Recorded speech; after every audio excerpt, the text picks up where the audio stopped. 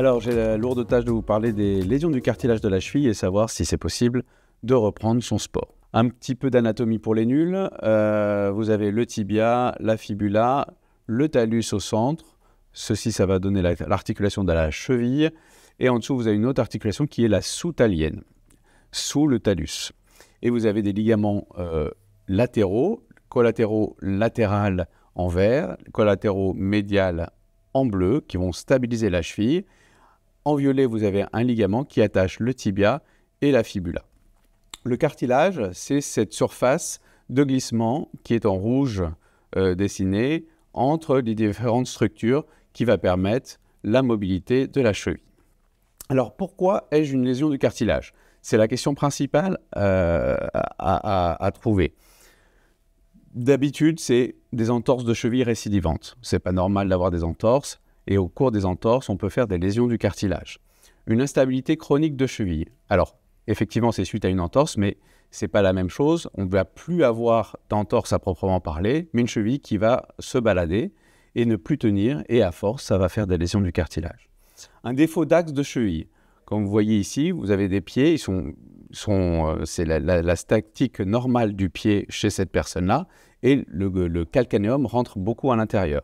Eh bien, comme l'axe n'est pas parfaitement droit, on va pouvoir faire des lésions au long cours sur ce cartilage de cheville.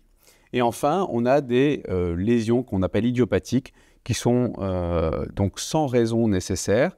Et ça peut être aussi des séquelles d'ostéochondrites de l'enfance. C'est des lésions du cartilage de novo. On ne sait pas vraiment pourquoi ça arrive. Alors, la question la plus importante, c'est est-ce que ma lésion est douloureuse?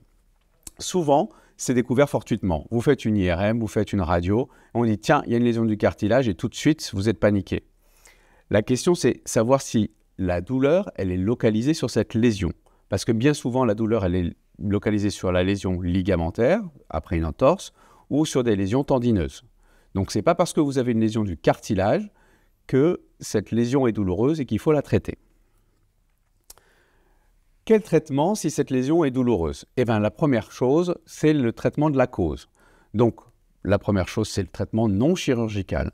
Donc, si vous avez un défaut d'axe du pied, il va falloir corriger ce défaut d'axe avec des semelles orthopédiques. Si vous avez une cheville qui est instable, il va falloir la stabiliser et il va falloir faire de la rééducation. Et enfin, vous avez le traitement symptomatique de la lésion, qui est les infiltrations, qui peut être de l'acide hyaluronique, des corticoïdes, voire des PRP. Quel traitement? Si ce traitement médical n'est plus efficace, eh bien on va aller vers la chirurgie. Mais là encore, on va traiter les causes de cette lésion chondrale. Donc, ça va être de réaxer l'axe du pied. Donc, on va faire des ostéotomies. On va casser l'os du talon pour le réaxer. On fait ça en percutané sans ouvrir. On va réparer les ligaments s'il y a une instabilité, donc soit on les répare, soit on les reconstruit. On fait ça sous arthroscopie, donc c'est des chirurgies qui sont quand même maintenant mini-invasives. Et enfin, on va traiter la lésion du cartilage. La lésion du cartilage, on peut faire soit des microfractures, on va faire des petits trous à l'intérieur, on peut faire des greffes de cartilage, ou on peut faire ce qu'on appelle des mosaïques-plasties. On vient prendre une carotte os-cartilage dans le genou pour aller remplacer le cartilage de la cheville. On va faire un petit focus sur le traitement des cartilages parce que c'est notre propos. Grosso modo, si les lésions sont petites, eh ben, on va plutôt aller faire des microfractures. C'est ce que vous voyez sur la photo ici avec un petit pointeau. On va faire des petits trous à l'intérieur du cartilage. Donc, ça se fait aussi sous arthroscopie. Si les lésions sont grandes et ou profondes, on va aller plutôt soit vers les mosaïques-plasties où on prend cette carotte de cartilage comme vous voyez ici aux dépens du genou. Mais bien souvent, on est obligé d'ouvrir la cheville et le genou pour les prendre. Soit on fait des autogreffes par une technique qui s'appelle l'autocarte, que je vais vous détailler un peu plus loin.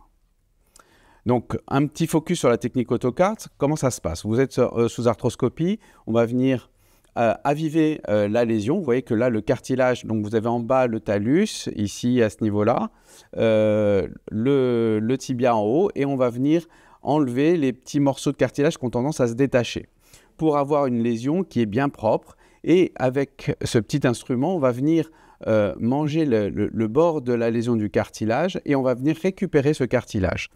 Ensuite, le fond de la lésion, l'os, il faut qu'il saigne pour qu'il eh ben, on puisse avoir une cicatrisation. Donc vous voyez là que ça saigne et ensuite on vient mesurer la lésion du cartilage avec ce petit appareil. Une fois qu'on a fait tout ça, on va venir sécher la lésion, donc on va retirer l'eau qui est à l'intérieur de la cheville, c'est ce qu'on fait là pour assécher et pour pouvoir placer à l'intérieur la greffe de cartilage. La greffe de cartilage, ça va être un mélange de cartilage qu'on vient de prendre et de PRP, donc c'est du plasma riche en plaquettes où il y a les facteurs de croissance et on va venir le mettre à l'intérieur. Ici, vous voyez cette pâte qu'on a en fait, qui est votre pâte, c'est la pâte qui est à l'intérieur. On va venir l'appliquer dans le trou, dans la lésion du cartilage pour pouvoir refaire une petite surface. Et une fois qu'on a refait cette surface, on met ce petit liquide qui est en fait de la colle de fibrine qui est fabriqué lui aussi à partir du plasma qu'on vous a pris. Une fois qu'on a fait ça, on va pouvoir remettre de toutes petites pointes de colle, donc on attend un petit peu que ça prenne, et une fois qu'on a fait ces petites pointes de colle, on va pouvoir remettre l'eau, et vous voyez le cartilage on a comblé la lésion cartilagineuse, et là on va attendre qu'elle cicatrise. Bien évidemment, on va réparer dans le même temps les ligaments si on doit réparer les ligaments. Alors quid de la reprise du sport? Le but de la chirurgie, c'est de reprendre le sport pratiqué.